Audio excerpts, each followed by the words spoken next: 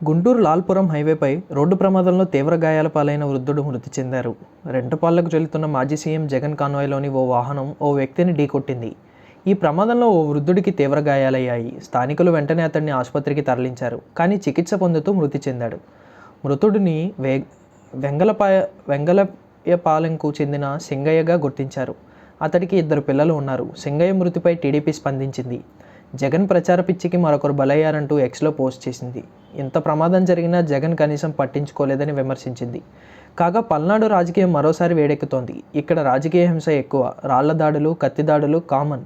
అలాంటి చోట పార్టీల బల ప్రదర్శన అంటే పోలీసులకు సవాలే. అందుకే వైసీపీ అధినేత జగన్మోహన్ రెడ్డి పల్నాడు పర్యటన చుట్టూ రాజకీయం వేడెక్కింది. పల్నాడు జిల్లా రెంటపాళ్లకు మాజీ సీఎం జగన్ పర్యటిస్తున్నారు.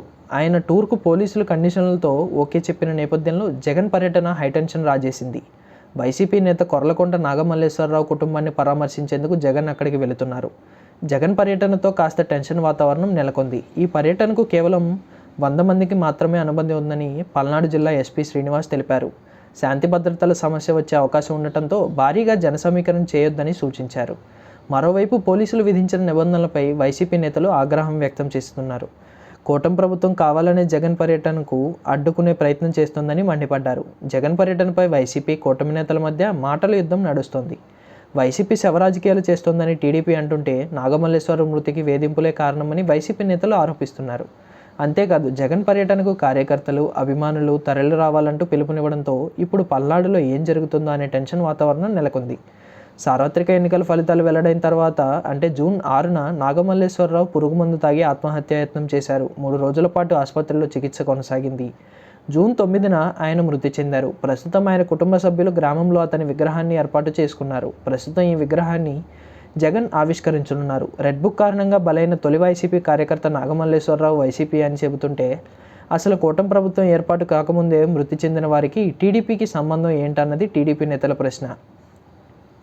మరోవైపు విశాఖ నగరం ఐటీ రంగంలో మరో పెట్టు ఎక్కనుంది. అంతర్జాతీయ స్థాయిలో పేరుగాంచిన అమెరికన్ ఐటీ దిగ్గజం కాగ్నిజెంట్ టెక్నాలజీ సొల్యూషన్స్ కార్పొరేషన్ ఇప్పుడు విశాఖను తన తదుపరి గమ్యంగా ఎంచుకుంది. విశాఖలో ఐటీ హబ్ను మరింత బలోపేతం చేయడానికి కాగ్నిజెంట్ సంస్థ 1500 కోట్ల పెట్టుబడితో ఒక మెగా టెక్ సెంటర్ను ఏర్పాటు చేయబోతోంది. ఈ ప్రాజెక్టు పూర్తయితే 8,000 మందికి ప్రత్యక్ష, పరోక్ష ఉద్యోగాలు లభించనున్నట్లు అంచనా.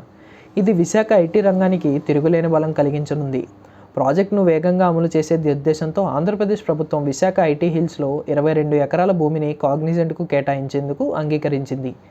ఇది సాధారణ ధరలకు కాదు, ప్రోత్సాహక ధరగా ఎకరానికి 99 పైసలే వసూలు చేయనుంది. ఇది ఐటీ సంస్థలకు రాష్ట్ర ప్రభుత్వం కల్పిస్తున్న ప్రాధాన్యతకు నిదర్శనం.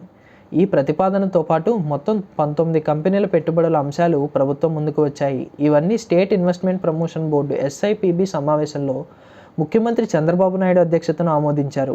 SIPBకు వచ్చిన ప్రతిపాదనల విలువ 28,546 కోట్లు.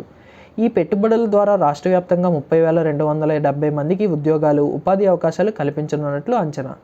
రాష్ట్ర అభివృద్ధికి పెట్టుబడులు ఎంతో కీలకం కావడంతో ప్రతి సంస్థ ప్రతిపాదనను వేగంగా పరిశీలించి అనవసరమైన అనుమతులు వెంటనే జారీ చేయాలని మంత్రులు, అధికారులకు ముఖ్యమంత్రి చంద్రబాబు స్పష్టంగా ఆదేశాలు జారీ చేశారు. ఉద్యోగ అవకాశాలు కల్పించేవి ప్రాధాన్యతతో పరిశీలించండి అని ఆయన తేల్చి చెప్పారు. ఈ పెట్టుబడులు, ప్రభుత్వ ప్రోత్సాహం, నాయకత్వ స్థాయిలో తీసుకునే నిర్ణయాలు చూస్తే విశాఖపట్నం త్వరలోనే దక్షిణ భారతదేశంలో ఒక ప్రధాన ఐటీ డెస్టినేషన్గా మారుతుందని ప్రభుత్వ వర్గాలు చెబుతున్నాయి. కాగ్నిజెంట్ వంటి ప్రపంచ స్థాయి కంపెనీలు రావడం అనేది ఈ మార్గాన్ని మరింత దృఢంగా నిర్ధారిస్తోందని ప్రభుత్వ వర్గాల విశ్లేషణ.